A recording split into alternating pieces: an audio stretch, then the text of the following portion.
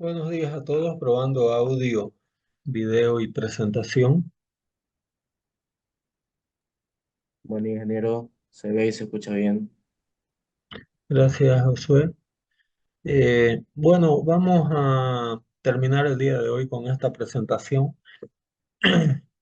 Les he subido la presentación que hice una modificación al final que la vamos a ver y con eso vamos a terminar la presentación de líneas de flujo llamada así.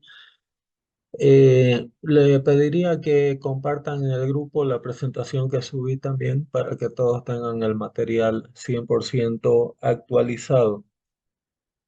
Entonces, haciendo una breve recopilación, ¿no?, de lo que hemos estado viendo hasta aquí, básicamente comenzamos con los principios de hidrogeología, digámoslo así, o de percolación en suelo viendo las leyes de Darcy. De ahí vimos el flujo bidimensional que rige las líneas de flujo, ¿no? En una presa, a través de los conceptos de gradiente hidráulico, gradiente de presión, permeabilidad, llegamos a la ecuación de continuidad y de ahí aproximamos la solución a través de un proceso gráfico, a través de desarrollo de líneas de flujo. Vimos un ejercicio simple de cálculo de pérdida por infiltración en el subsuelo y de ahí introducimos los principios de Tersay para determinar la heterogeneidad de la permeabilidad de suelos en trayectos verticales y trayectos horizontales. Vimos cómo reducir la pérdida de agua, ¿no?, por percolación en el subsuelo. Y terminamos desarrollando un ejercicio de aplicación, ¿no? Entonces, para concluir con esta presentación, hay situaciones donde las líneas de flujo no se dan a través de mi subsuelo, porque puede ser la situación esta donde mi presa de tierra se encuentra fundada sobre un estrato directamente impermeable. Entonces ahí la presión sí o sí se va a dar a través de el cuerpo de mi presa. Lo que yo hago en estas situaciones es filtrar a través de filtros, a través de drenes, lo más rápido posible mi línea de infiltración para no comprometer la estabilidad del pie del talud y por ende la estabilidad de toda mi presa. Entonces, también la solución, ¿no?, de líneas de flujo la vamos a ver en esta parte de cómo determinarla a través de un método gráfico. ¿Ok? En este caso, la, es una presa dada donde lo primero que yo hago, en este caso tengo una carga hidráulica de 20 metros. Entonces aquí mi carga hidráulica es de 20 metros. Lo primero que hago va a ser determinar la distancia a donde llega el NAME. ¿Han visto lo que es el NAME?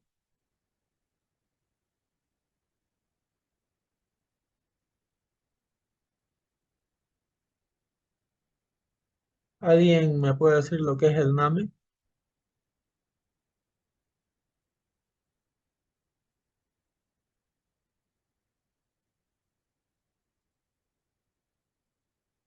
¿Nadie? Es el nivel de máxima, o sea, es el nivel de agua máximo, ingeniero, extraordinario, algo así Sí, por el estilo. exactamente. Muchas gracias. Entonces el NAME, este es un dato que se obtiene de la hidrología, eh, que es el nivel de aguas máximo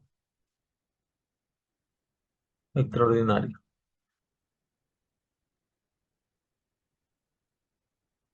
Esto se obtiene a partir de los estudios hidrológicos. ¿Ok? Entonces, cuando yo hago diseño de presas de tierra, yo lo que tengo que ver con los hidrólogos es hasta dónde va a inundar mi presa. También eso lo puedo simular en un EIRAS, por ejemplo. Ya comentaré un poco más adelante sobre esa evaluación en EIRAS de presas. Bueno, habiendo obtenido el NAME, el nivel NAME, yo tengo que definir cuál es el punto máximo del espejo de agua a donde va a llegar el NAME. Y para ese punto máximo de espejo de agua sobre el talud de mi presa, yo determino esta distancia M, que es la distancia entre el pie del talud y el punto máximo del NAME donde el espejo de agua llega a mi presa. ¿Entendido hasta ahí? ¿Alguna duda, pregunta o consulta? No sé si pudiera repetirlo otra vez, ingeniero, por favor, no lo comprendí muy bien. Ok, la distancia M es la distancia entre este punto que es donde llega el espejo de agua a tocar la parte superior de la presa, este punto, y la distancia entre el pie de talud.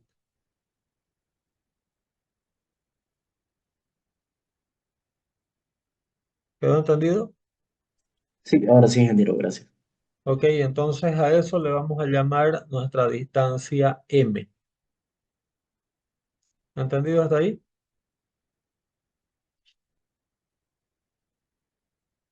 Sí, ingeniero, está bien. Ok.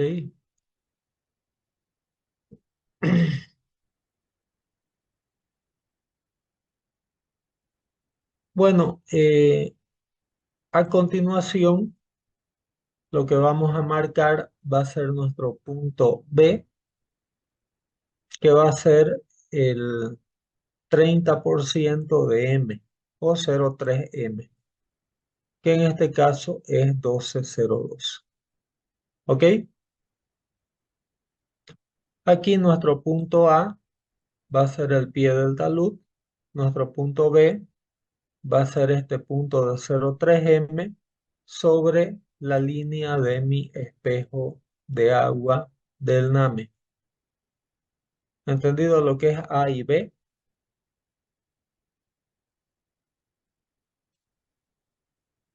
Y nuestro punto F va a ser la distancia, siempre se coloca aquí un enrocado de pie de talud para facilitar el drenaje del agua de percolación a través de mi presa.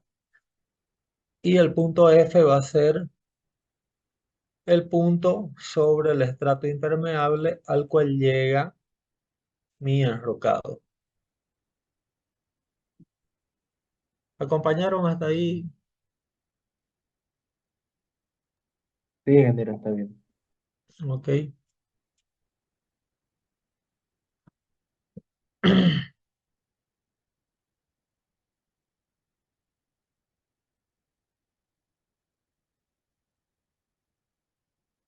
Bueno, y ahora lo que se hace es medir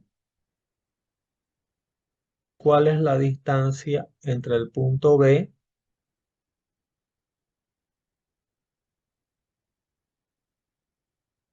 y la distancia entre, cuál es la distancia desde el punto B hasta el punto F, que en este caso la distancia medida fue de 70,02 metros.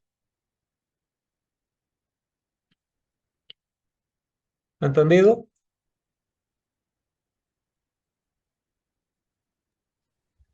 Sí, Sí, miro todo en orden. Ok, gracias.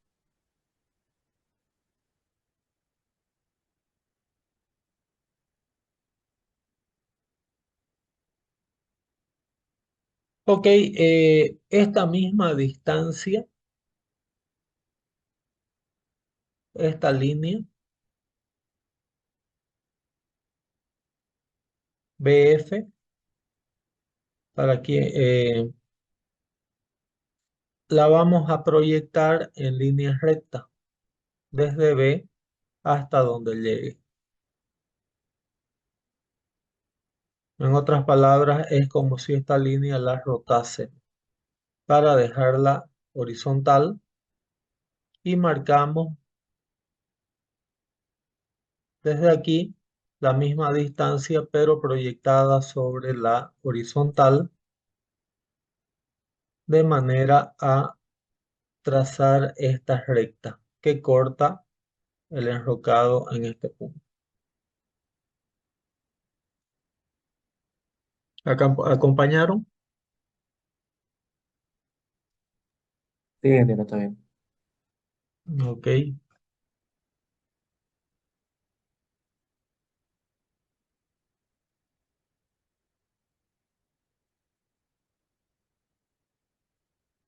Bueno, entonces lo que hacemos ahora,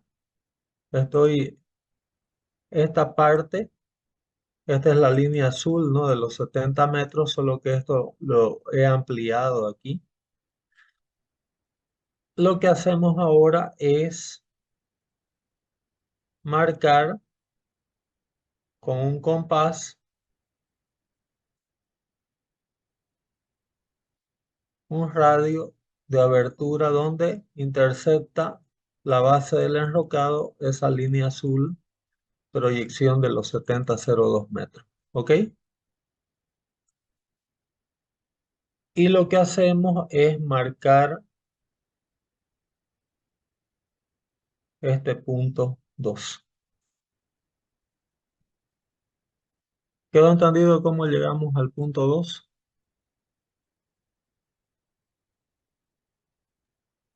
Sí, ingeniero. Entonces, el punto 2 es el punto donde llega mi nivel freático. ¿Ok?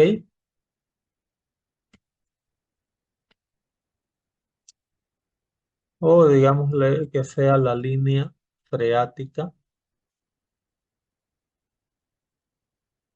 de percolación.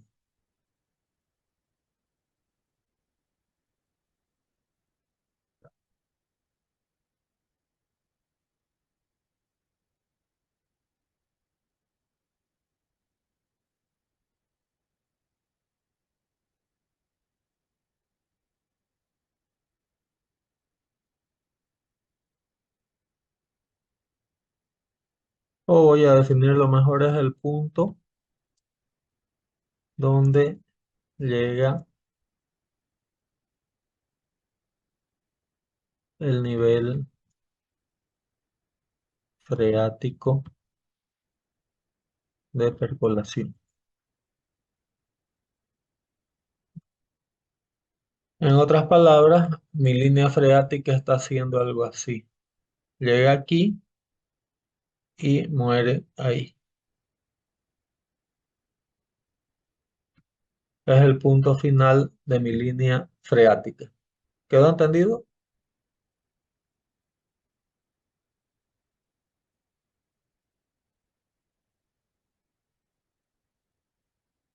Sí, ingeniero, todo claro. Gracias, Carla.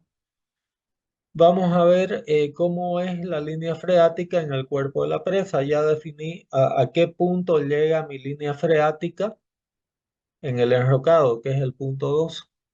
Vamos a ver ahora cómo trazamos la línea freática a lo largo del cuerpo de la presa. Entonces, en el cuerpo de la presa teníamos esa expresión y aquí yo tengo un punto conocido. Luego vamos a suponer que sea de cota. Aquí en realidad lo que yo puedo trazar es una parábola, algo así. En esta parábola yo tengo el punto 1 que puedo marcarlo en mi origen. Puedo marcar un sistema de coordenadas X y Y,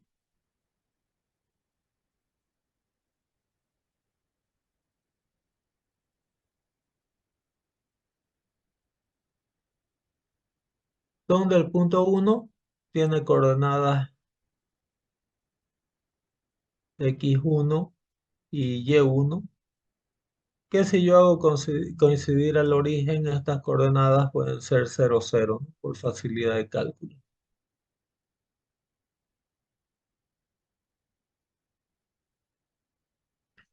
Y aquí, en este punto, puedo marcar mi punto 2, que sean las coordenadas de este punto 2.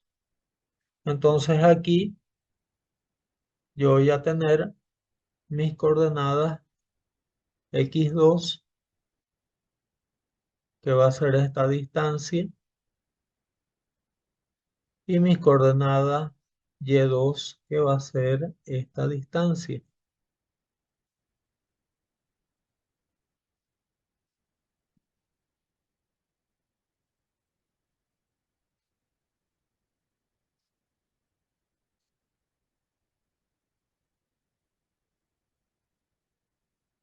Si yo trazo una función parabólica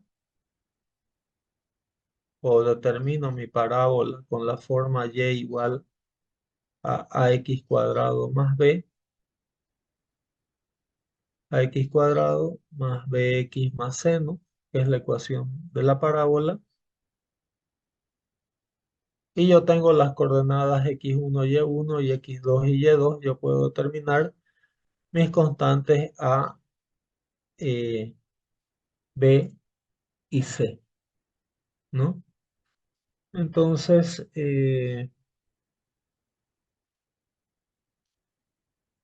lo que se ha hecho aquí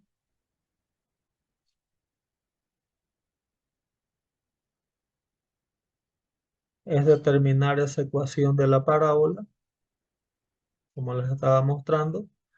Esto para quien lo quiera hacer analíticamente, ¿no? Quien lo quiera hacer de forma manual, también pueden usar las pistoletas o espirales, ¿no? De diseño gráfico o diseño técnico y evitarse la complicación de la parábola, ¿no?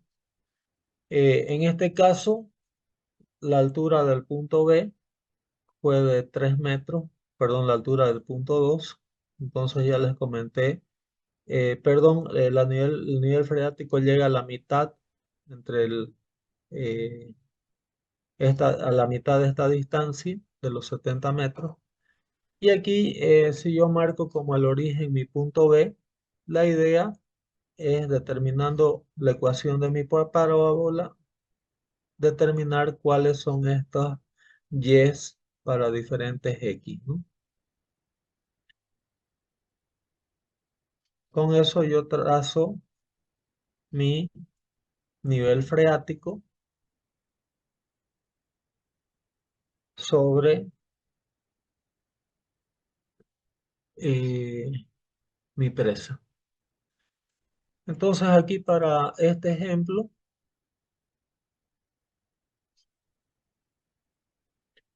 se tomó el origen en el punto B.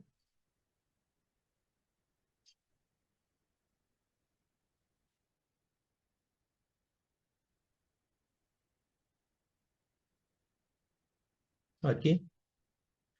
Y para X igual a 0, Y igual a 0, la constante se obtiene B igual a 0. Y para Y, que está, como aquí son 20 metros,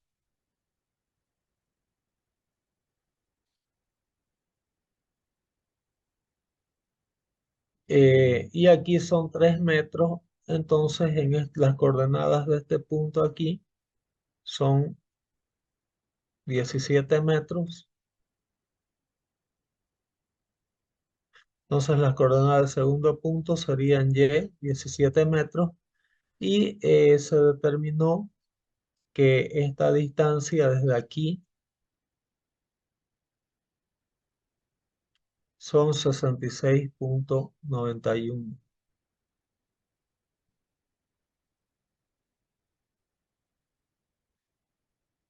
La ecuación es igual a Y igual a AX cuadrado, como les dije, más BX más C.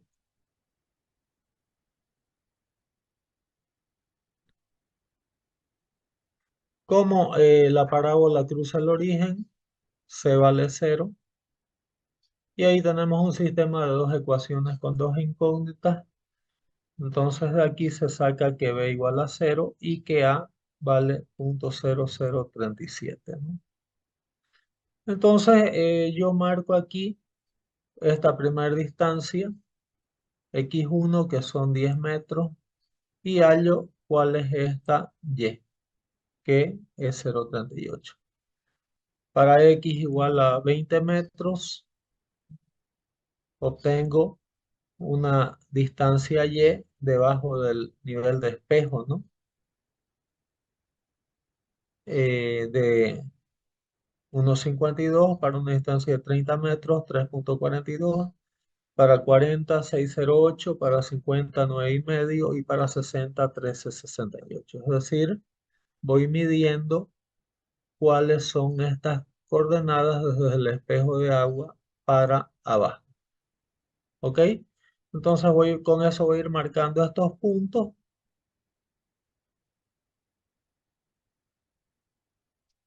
Y con estos puntos después lo que hago es trazar la línea de mi nivel freático a través del cuerpo de la presa.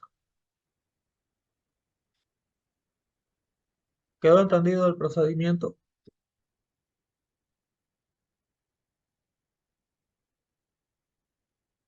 Sí, ingeniero, quedó claro. Ok, ingeniero. gracias.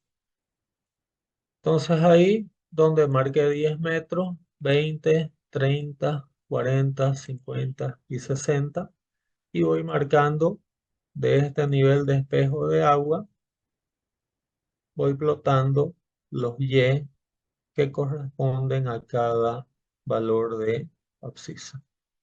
Con eso yo trazo mi nivel freático. ¿Ok? Entonces, aquí en la parte del filtro, el punto 1 es la semidistancia entre esta proyección sobre el horizontal de los 70 metros y la distancia medida hasta donde llega mi enrocado de filtro.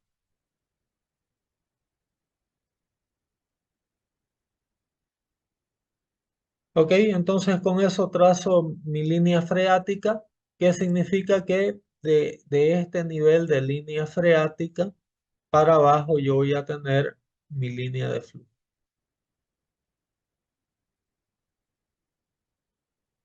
Entonces, ahí se puede aplicar todos los conceptos que hemos ido desarrollando, ¿no? En el semestre, ya trazar la malla lo más cuadrada posible, calcular mi número de líneas equipotenciales, es decir, mi NF, mi ND,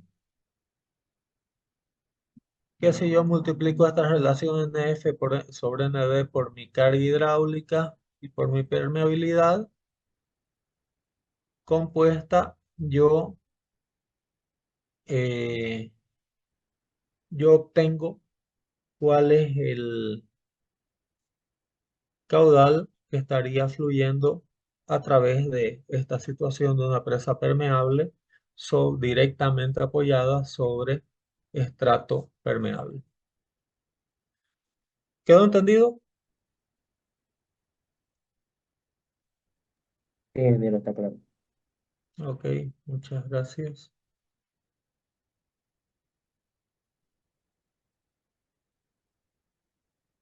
Bueno, en muchos sistemas lo que se acostumbra a realizar es también colocar, en vez de colocar enrocado, ¿no?, en el pie de talud, lo que se hace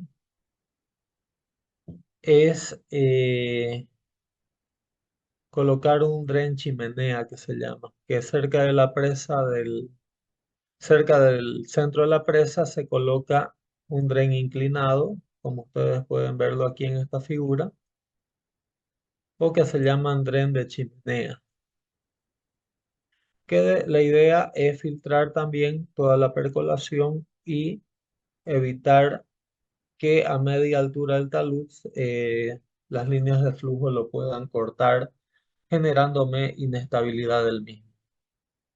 Entonces, en, en estas situaciones, lo que se hace es trazar la red de flujo aplicando los conceptos que hemos desarrollado previamente, y lo que se hace, eh, fíjense que aquí yo tengo un camino que no es ni vertical ni es horizontal, ¿no?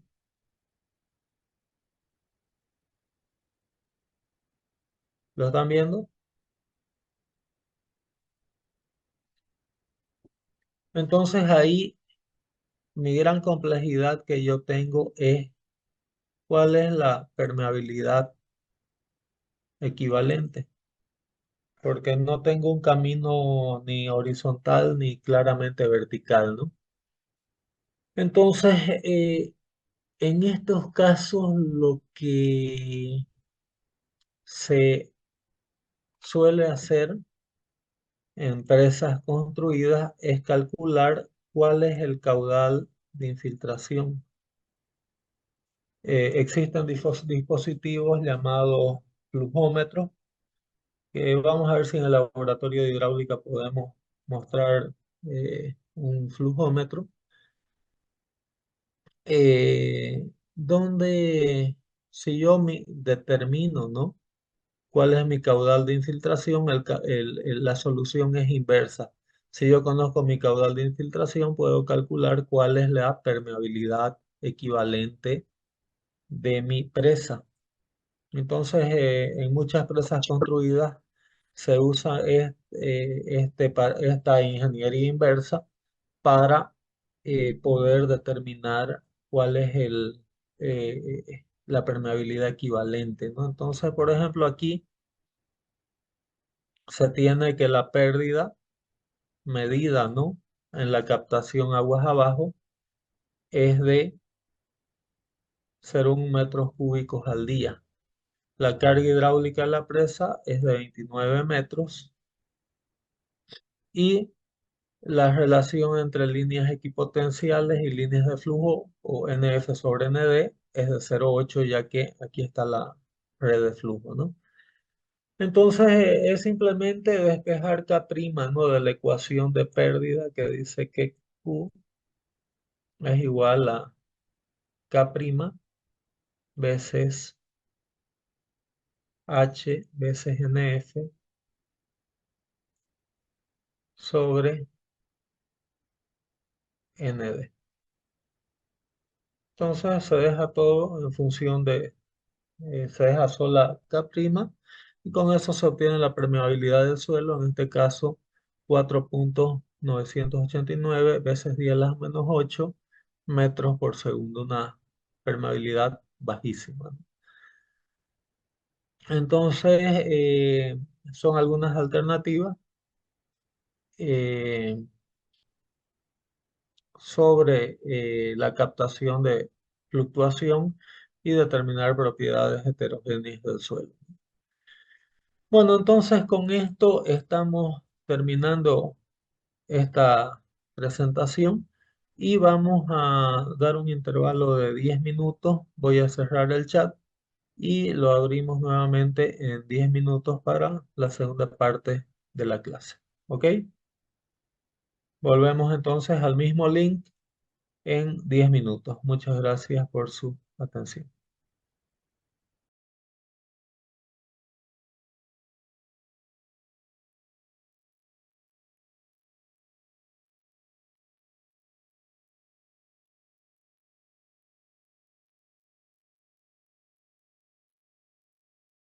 Buenos días nuevamente, probando audio, video y presentación. Se escucha y se ve todo, ingeniero. Ok, gracias. Bueno, la primera parte fue, como les había comentado, más enfocada al flujo de agua, ¿no? A través de medios porosos. El caso más típico de aplicación de estos conceptos es en el caso de presas de tierra. Pero ahora en esta segunda parte vamos a empezar a ver algunos criterios de, más que nada, de proyectos de presas, ¿no? Básicamente hay tres tipos de presas: las de tierra que hemos estado viendo, las de enrocado, que es el acúmulo de rocas, y las presas de concreto que vamos a ver una vez terminemos eh, esta parte de presas de tierra. Bueno, las presas de tierra pueden, ya vimos algo también, que pueden, es difícil que se constituyan de un solo material, pero puede darse algún caso. Lo ideal es de presas de tierra con un material heterogéneo por todos los motivos que hemos expuesto, ¿no? Generalmente para los espaldones se emplea material granular, ya que es más fácil estabilizar taludes con material granular, ¿no? Y para el centro de la presa se usa un material fino o impermeable para dificultar el paso de agua, como hemos visto en la presentación anterior. Generalmente se emplea mezclas de arena y ripio para las partes exteriores. La idea de esto es que las capas funcionen también como drenantes. Eh, Básicamente aquí en realidad existe revestimiento de taludes, pero no con hormigón, sino lo que en sí se hace es un revestimiento con enrocado del talud aguas arriba, conforme voy a explicar. Y como les dije, en los espaldones, que son estas zonas eh, más externas de la presa, al tener un material granular, se obtiene se puede trabajar con taludes más inclinados y con buena estabilidad, ¿no?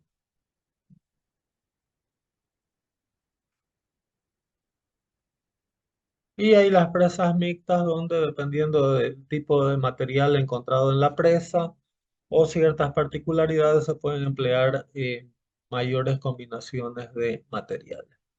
La presa de enrocado, como su nombre lo dice, se constituye por un acúmulo de rocas donde en ciertos puntos se colocan capas de geosintéticos para impedir el paso del agua.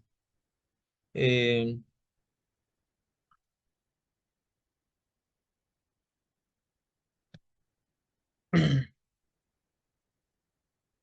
Como pueden ver en la figura, pueden estar en aguas arriba o al medio de la presa, solo que el tema de mantenimiento también siempre es complejo, ¿no? En estos sistemas. Presas de tierra, voy a entrar en más detalle de que terminemos todos estos criterios de presas de tierra. Vamos a ver algunos criterios más a detalle más adelante. Parámetros geométricos de la presa de parámetros geométricos de presas de tierra. H, aquí habíamos hablado en la presentación de líneas de flujo que H era la carga hidráulica, pero aquí en conceptos o criterios de proyecto vamos a definir H como siendo la altura total de mi presa. Aquí le voy a nombrar como H minúscula. HA es la altura de acúmulo del NAME, y yo nunca proyecto mi presa para un NAME eh, que sea igual, ¿no? Siempre yo coloco la cota de coronamiento de mi presa a una altura R de revancha por encima de mi NAME, ¿no? Porque ¿qué sucede? Que yo tengo en mi presa oleaje,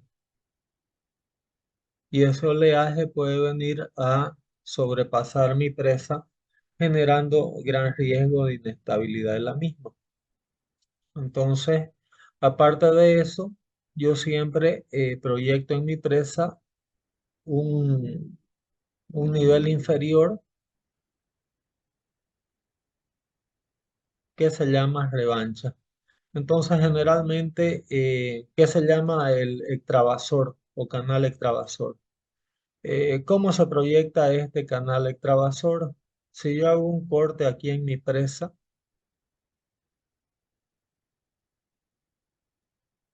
y tengo que esta, por ejemplo, es mi presa de tierra, con esta cota, yo debo dimensionar siempre una altura rebajada de mi presa en la revancha para que cualquier acúmulo extraordinario de agua sea rápidamente drenado a través de este extravasor. ¿Quedó entendido hasta ahí?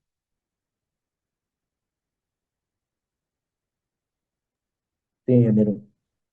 Ok, gracias.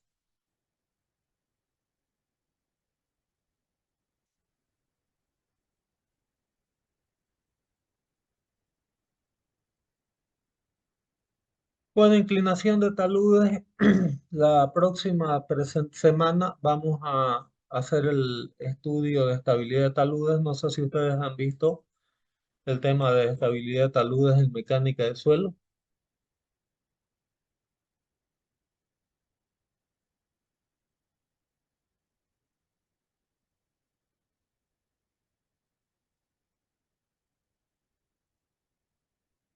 ¿Alguien ha visto estabilidad de taludes? No. Se vio un poco el tema en suelos 2. ¿Qué fue lo que vieron más o menos?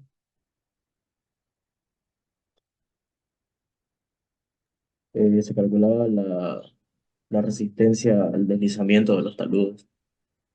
Ok, ¿por qué método? Y eso sí no recuerdo exactamente el método. Ya, es más o menos para yo ver que quedar y no ser muy repetitivo con otras materias, ¿no? De todas maneras, vamos a ver un par de clases el tema de estabilidad de taludes, pero aplicado a presas, ¿ok? Bueno, hay situaciones de diseños de taludes que se tiene que evaluar la estabilidad de la presa en la fase de construcción, ¿no? Donde no tengo nivel de agua, en la fase de la presa llena de agua y en el caso de que yo tenga un vaciamiento rápido de la presa.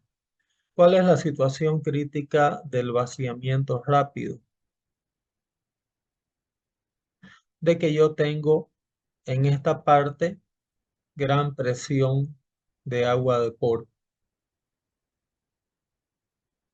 Entonces el vaciamiento rápido presiona el talud aguas arriba, eh, pudiendo desestabilizarlo. Entonces yo tengo que hacer ese análisis en caso de vaciamiento rápido, cuando no hay acúmulo de agua, que es la estabilidad simple de taludes, y en operación donde yo puedo tener niveles freáticos de agua que puedan desestabilizar mi talude. Entonces vamos a verlo, el método de taludes, eh, semana que viene, viendo un poco el tema de, viendo un poco el tema de los conceptos aplicados a presas.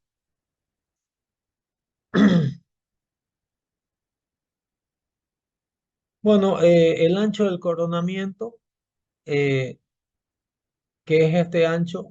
Generalmente depende de muchos factores, ¿no? Hay fórmulas que las vamos a ver que son fórmulas orientativas, ¿no? Sobre cuál debe ser ese ancho mínimo, pero en general muchas veces las presas en su parte superior pueden ser destinadas a paseos turísticos, circulación de vehículos, operación, ¿no? De vehículos especiales que pueda requerir la presa en sus fases de mantenimiento a lo largo de vida de servicio. Entonces el ancho, ¿no? De, Va a depender mucho del tipo de utilidad que se le da a la presa, ¿no? De todas maneras, hay una serie de autores, ¿no? Que han establecido relaciones entre el ancho B y la altura total de la presa, como el Bureau of Reclamation de Estados Unidos, que dice que puede adoptarse alguno de estos valores. 20% de la altura, más 3 metros, esto está en metros, o 3,63 veces la raíz cúbica de la altura, menos 1,5 metros.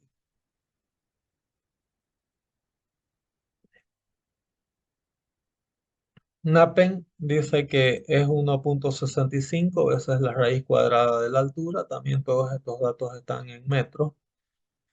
Y Pris 1,1 raíz cuadrada de h más 1, también en metros.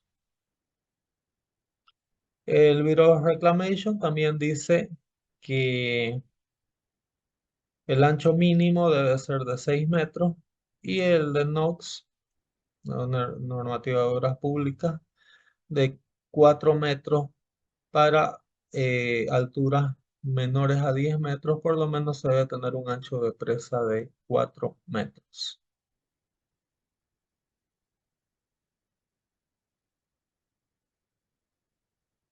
Este es un ejercicio de todas esas expresiones donde dice calcular cada uno de los criterios, por cada uno de los criterios, cuál sería el ancho de coronamiento para esas presas. Entonces, para H de 10 metros, se ve que el mayor ancho es por el Bureau of Reclamations.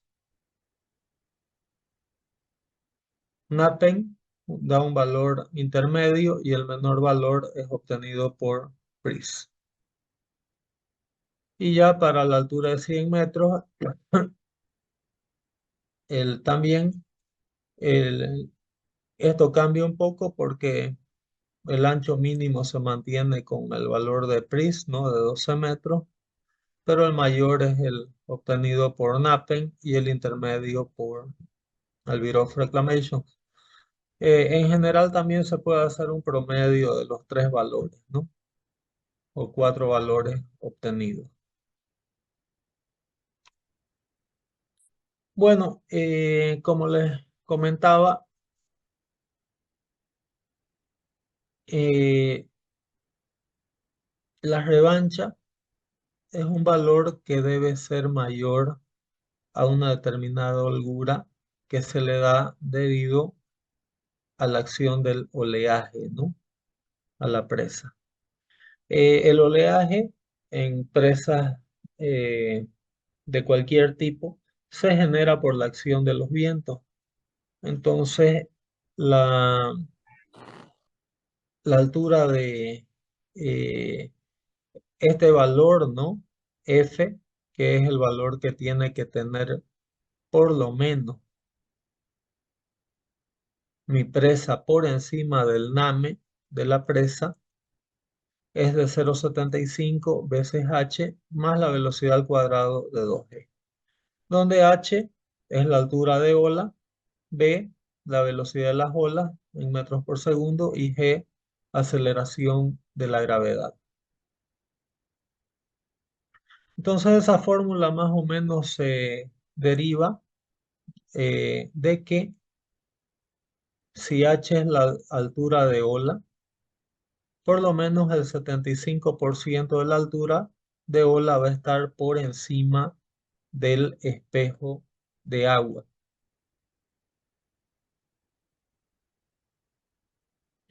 Entonces aquí es determinante determinar cuál es esa altura de ola, ¿no? Que voy a tener. Y la altura de ola depende de un parámetro que se llama fetch. Entonces el fetch es la máxima longitud en línea recta que una masa de agua puede viajar desde el punto más extremo. Vamos a suponer que este es el espejo de agua retenida por la presa y el fetch es la máxima distancia en línea recta desde el punto límite de espejo de agua más lejano a la presa. Entonces, Stevenson propone fórmulas, ¿no? De altura de olas en función del fetch, donde para longitudes, ¿no? De fetch menores a 18 kilómetros, tenemos una altura de olas dada por 0,75 más 0,34 raíz cuadrada de L menos 0,26 raíz cuarta de L. Y para longitudes mayores a 18 kilómetros tenemos una altura de ola de 0,34 veces la raíz cuadrada de L. También la velocidad, ¿no? de la ola está dada por esa fórmula de Gaillard, dada por 1,5 metros por 1,5 metros por segundo más 2h. Aquí esto está en metros por segundo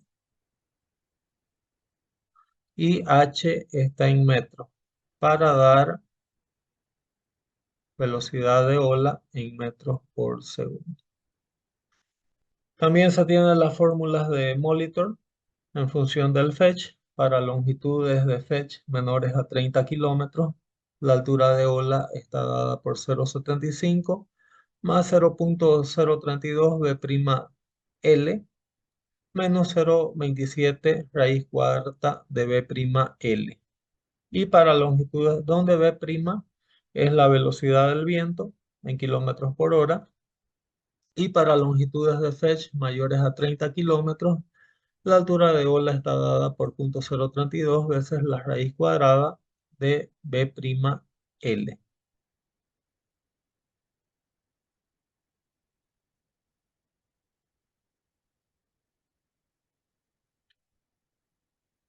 Eh, entonces, estas fórmulas son bastante simples, ¿no? de aplicarse. En este sentido, eh, vamos a ver un ejercicio de aplicación que dice calcular la holgura para una presa de fetch del orden de 25 kilómetros. Entonces, para longitudes menores a 18 kilómetros, la altura está dada por esta expresión y para mayores a 18 kilómetros por esta, ¿no? Entonces, como estamos arriba de 18 kilómetros, calculamos por la segunda fórmula. Con eso obtenemos 1.7 y la velocidad de ola sería de 1.5 más dos veces la altura. Sería 3.4 más 1,5, 4.9 metros por segundo. La altura total de la holgura, es decir, cuánto tendría mínimamente que ser mi presa en altura por encima del NAME, sería de 0,75 veces h más b al cuadrado sobre 2g. Sustituyendo valores, tendríamos que elevar la presa mínimamente 2,5 metros por encima del NAME. ¿Quedó entendido hasta aquí? No sé si alguien tiene alguna duda o pregunta al respecto.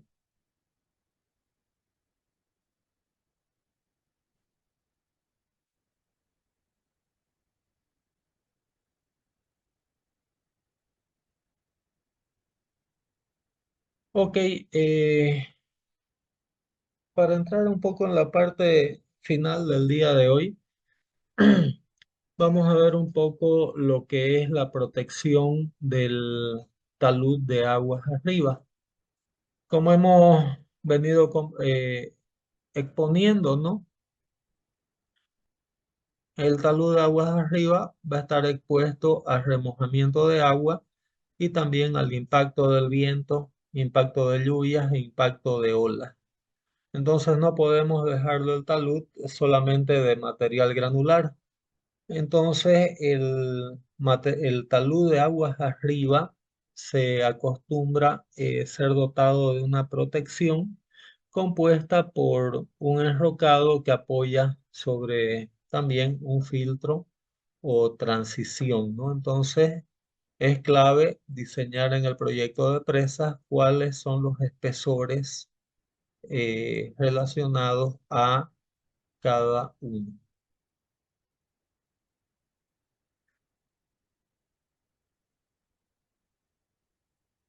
Bueno, entonces, como les había comentado, el diseño básico de presas también prevé diseñar la protección del talud de aguas arriba con un enrocado y una transición. Y generalmente el enrocado puede estar compuesto por diferentes materiales. Hay hasta placas prefabricadas en hormigón que hoy en día se fabrican, ¿no? Pero de todas maneras, eh, lo que vamos a ver en esto, que es lo más barato, lo más práctico, es la protección de taludes con riprap.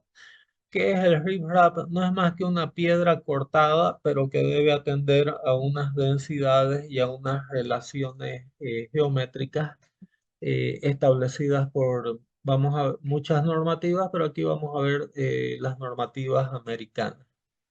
Entonces, el espesor del enrocado o riprap se puede calcular a través de esta expresión C por B al cuadrado, donde el espesor del riprap depende de un coeficiente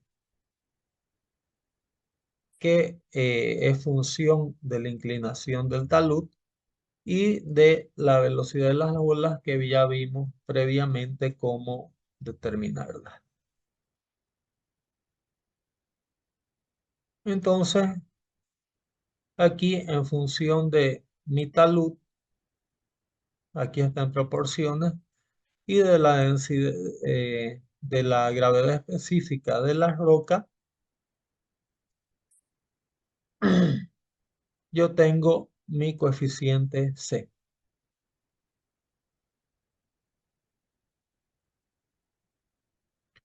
Estas son las gravedades específicas para diferentes tipos de roca comúnmente empleadas en el enrocado.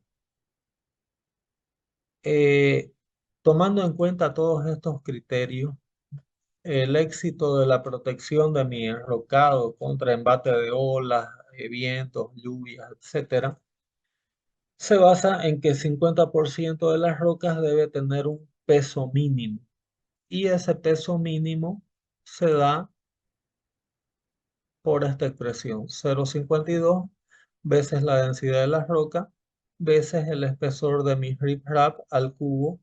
Esta fórmula expresada en toneladas.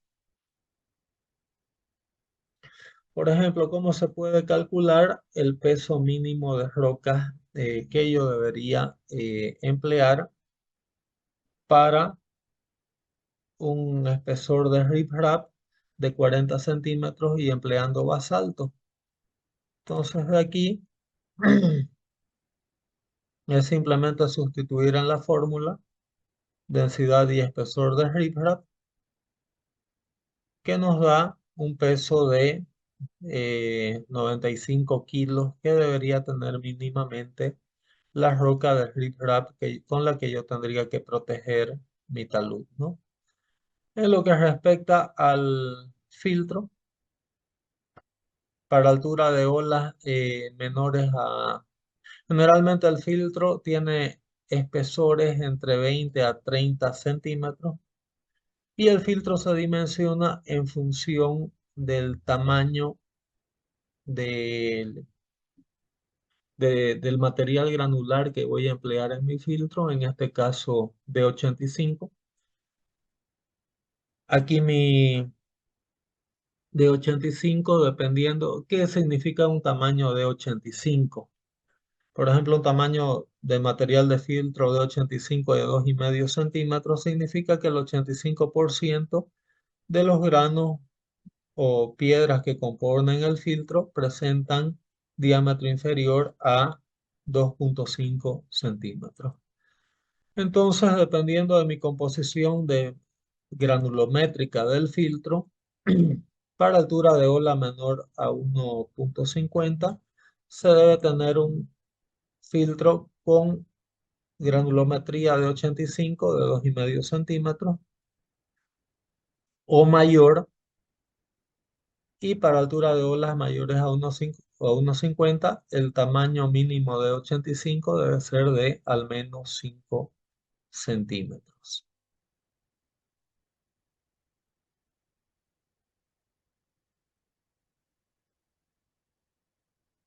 También el Cuerpo de Ingenieros de Estados Unidos, o US Army Corps, establece un espesor máximo del riprap en función a la altura de olas y un tamaño de 50 mínimo. ¿Qué significa? Por ejemplo, si yo tengo altura de olas de entre 0,6 y 1,20 m de altura, al menos el riprap, como máximo, perdón, el riprap debe tener un espesor de 45 centímetros y el tamaño mínimo promedio de al menos 50% de mi roca debe ser de 30 centímetros, uno de los lados.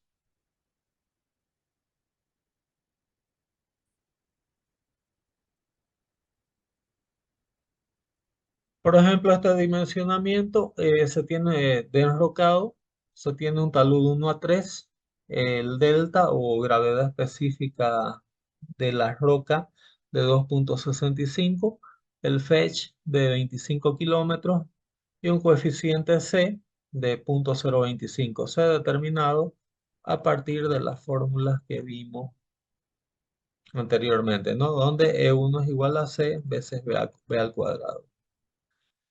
Entonces aquí en la altura de ola se usa las fórmulas que vimos anteriormente. 25 kilómetros, altura de ola de 0,34, raíz cuadrado de L, nos da una altura de ola de 1,70 m, velocidad de la ola, 1,5 más 2h, 4,9 metros por segundo. El espesor para C de 0,025 nos da el espesor igual a C veces velocidad de ola al cuadrado. Nos lleva eso a un espesor de 60 centímetros y el peso de las rocas va a ser para gravedad específica de 2,65 usando la fórmula de P50, 0,52 veces delta veces G al cubo, que nos da 0,3 toneladas, aproximadamente 300 kilos, ¿no? que al menos el 50% de las rocas deberían pesar 300 kilos. Eh, Aquí, para dimensionar el tamaño de la piedra, podemos usar la fórmula del Cuerpo de Ingenieros de Estados Unidos. Estamos con altura de ola de 1.7, por lo tanto estamos en esta cuarta hilera, ¿no? Entonces, el tamaño 50 mínimo es de 0.40. Si hablamos de bloques paralelepipédicos de 0.4 por 0.4 por 0.4, por la gravedad específica nos lleva a 0.17 toneladas. No cumple con ese peso mínimo P50 de 300 kilos. Entonces, con este criterio, yo voy verificando o dimensionando los bloques de piedra que necesito trabajar, ¿no? Si adoptamos bloques ya de 0.80 por 0.40 por 0.40, si multiplicamos por la gravedad específica de 265, estamos con 0.34 toneladas y esto cumple, ¿no? Esa exigencia del P50 de 0.298 toneladas. ¿Entendido hasta aquí?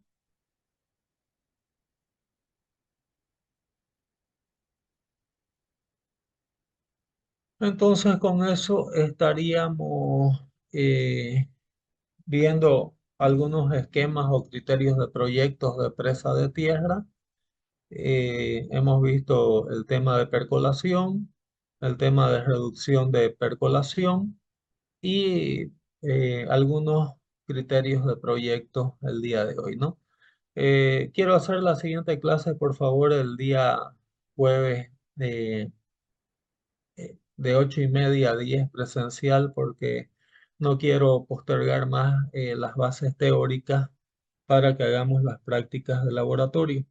Entonces, por favor, el 8:30 el día jueves vamos a pasar presencial, no en laboratorio, en el aula, para desarrollar los criterios básicos que nos van a permitir hacer las prácticas de laboratorio.